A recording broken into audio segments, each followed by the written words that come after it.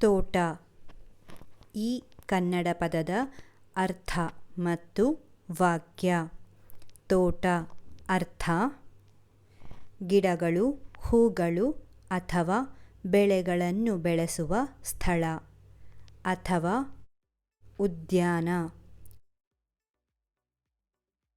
ಸ್ವಂತ ವಾಕ್ಯ. 1. ತೋಟದಲ್ಲಿ ಹಣ್ಣುಗಳು ಮತ್ತು ತರಕಾರಿಗಳು ಬೆಳೆಯುತ್ತವೆ.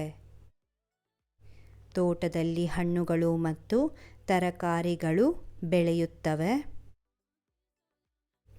2.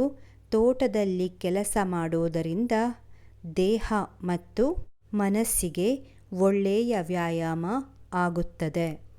ತೋಟದಲ್ಲಿ ಕೆಲಸ ಮಾಡುವುದರಿಂದ ದೇಹ ಮತ್ತು ಮನಸ್ಸಿಗೆ ಒಳ್ಳೆಯ ವ್ಯಾಯಾಮ ಆಗುತ್ತದೆ. ಇದು ತೋಟ ಪದದ ಅರ್ಥ ಮತ್ತು ಸ್ವಂತ ವಾಕ್ಯ. ಧನ್ಯವಾದಗಳು.